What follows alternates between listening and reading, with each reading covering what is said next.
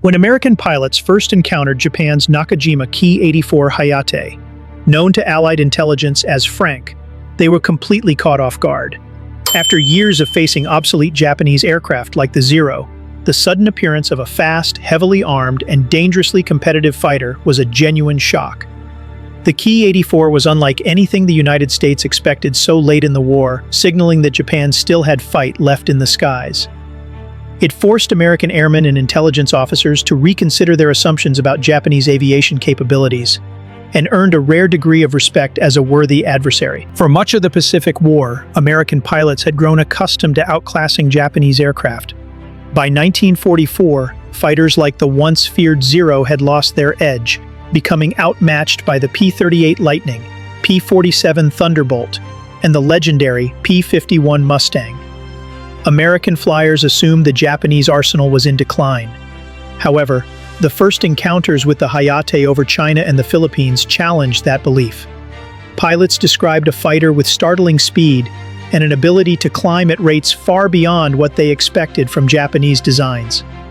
In combat, the Ki-84 demonstrated agility without sacrificing toughness, which caught U.S. aviators off balance. They had learned to exploit the fragility of Japanese fighters using boom and zoom tactics, but now faced an aircraft that could match their vertical maneuvers and withstand more punishment. American intelligence officers were equally startled. The Hayate looked more like a Western fighter than the light fabric-covered machines they were used to. Its heavier armor, self-sealing fuel tanks, and 4 formidable cannons suggested Japan had finally produced an aircraft capable of meeting U.S. fighters head-on. Though initially dismissed as an anomaly, repeated encounters confirmed this was no fluke. The Hayate was fast, powerful, and deadly. For American airmen, it signaled that the air war over Asia was far from finished. Post-war evaluations of captured Ki-84s by American engineers validated what frontline pilots had already sensed in combat. The Hayate was a significant leap forward in Japanese aircraft design. Powered by the Nakajima HA-45 radial engine, it could reach speeds of over 390 miles per hour, putting it on par with the P-51 Mustang. Its climb rate rivaled that of the P-47 Thunderbolt, and its maneuverability remained competitive with lighter fighters. The armament was also noteworthy, with later variants packing twin 30mm cannons capable of shredding even the heaviest Allied bombers. American pilots had long relied on the vulnerability of Japanese aircraft, but the Ki-84's armor protection and self-sealing tanks dramatically reduced that advantage. Test pilots at Wright Field after the war described the Ki-84 as the best Japanese fighter of World War II. They noted its rugged construction and potential for further improvement had resources been available. For America, the technical evaluation of the Ki-84 reinforced the fact that it was a true high-performance fighter, a rival that might have changed the balance of power had it arrived earlier or in greater numbers. The Hayate earned respect not as a curiosity, but as a genuine rival. For American pilots, meeting the Hayate in combat was a sobering experience. Squadron accounts from the Philippines, Formosa, and Okinawa reveal a mix of respect and frustration. Unlike earlier Japanese fighters, the Hayate could accelerate out of dives and pursue American planes at altitudes where most Japanese engines would falter. Pilots quickly realized this was no Zero. It could hold its own in almost any engagement. The Ki-84's rugged airframe could absorb hits and stay in the fight, making high-speed diving attacks less effective.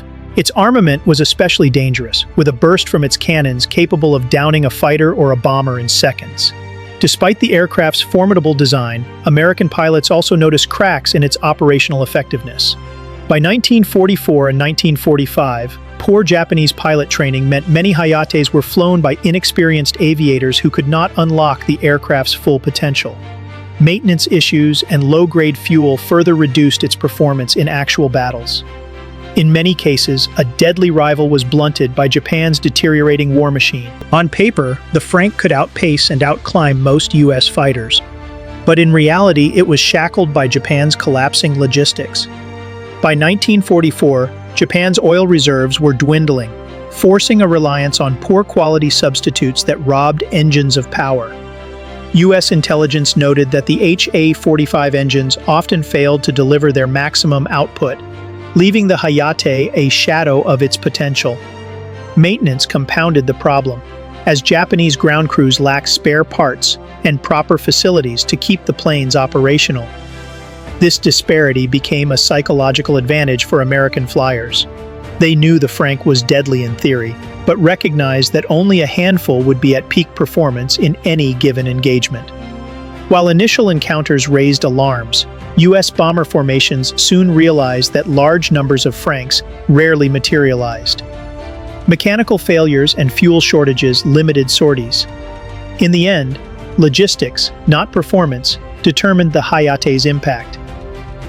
America recognized that Japan had produced a fighter to rival the Mustang or Thunderbolt, but without fuel, spare parts, and trained crews, it could never fulfill that promise. Post-war American analysis solidified the Hayate's legacy as Japan's best fighter of World War II. Test pilots praised its acceleration, climb rate, and overall balance, with some evaluations concluding it might have been superior to the P-51 in certain categories with proper fuel and maintenance. Yet, analysts also emphasized the context. The Hayate's brilliance was undermined by systemic shortages, poor pilot training, and failing logistics. For American airmen, the legacy of the Hayate was both technical and personal. It was remembered as the rare Japanese fighter that demanded caution and respect, even at the height of U.S. aerial superiority. It became an example of wasted potential, a machine capable of turning the tide in theory, but introduced too late and in too few numbers to matter strategically. Ultimately, the Nakajima Ki-84 Hayate stood as both a triumph and a tragedy. To America, it was proof that Japan could still design fighters worthy of respect and fear. Yet, it also symbolized Japan's decline, an aircraft crippled by shortages and poor fuel. The Ki-84, or Frank, was not dismissed as another fragile zero. It was remembered as a fighter that earned admiration and served as a reminder that victory is not won by design alone, but by industry, logistics, and training.